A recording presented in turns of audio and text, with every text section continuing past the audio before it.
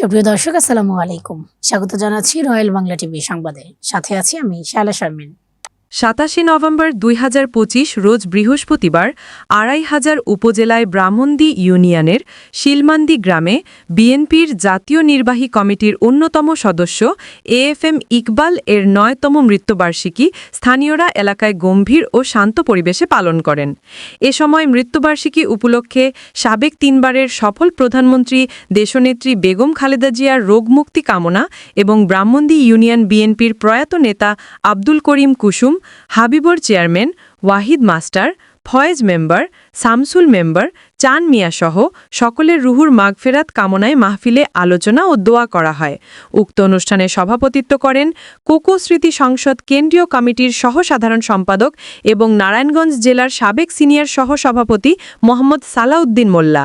সঞ্চালনায় ছিলেন নারায়ণগঞ্জ জেলা যুবদলের সাবেক যুগ্ম সাধারণ সম্পাদক তসলিম উদ্দিন ভূঁইয়া লিটন। এছাড়া অনুষ্ঠানে আরও উপস্থিত ছিলেন স্থানীয় নেতাকর্মী সহ অন্যান্য ব্যক্তিবর্গগণ। প্রত্যেকটা লোক কিন্তু নির্যাতিত হয়েছেন এবং এমন নির্যাতিত হয়েছেন যারা শেষ পর্যন্ত মৃত্যুবরণ করেছেন। প্রত্যেকটা লোকের স্বপ্ন ছিল ২৫০০ বিএনপি তথা সারা বাংলাদেশে বিএনপির নেতৃত্বে আসবে, বিএনপি ক্ষমতায় আসবে। সেই স্বপ্ন নিয়ে রাত দিন ২৪ ঘন্টা সে দলের জন্য কাজ করেছেন। সেই নেতৃবৃন্দের রুহের মাগফিরাত কামনা করছি।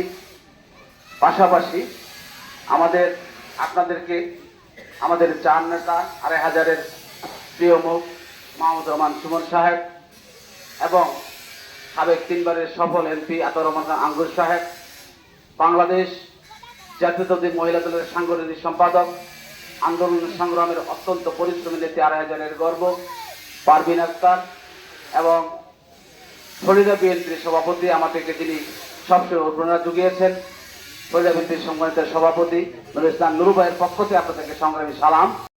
যাদের সামনে অনুষ্ঠান করছি, এএফএম ইকবাল ভাই এমন একজন ব্যক্তি ছিলেন যিনি ২৫০০-এর কালাভাড়া থেকে সাতগ্রাম পর্যন্ত প্রত্যেকটা এলাকায় চষে বেরিয়েছেন। বাংলাদেশ জাতীয় দল ২৫০০ উপজেলা বিএনপির প্রত্যেকটা নেতা কর্মীকে একত্রিত করার জন্য ওনার স্বপ্ন ছিল ২৫০০ বিএনপিকে একত্রিত করা। ওনার স্বপ্ন এমপি হওয়ার স্বপ্ন ছিল না।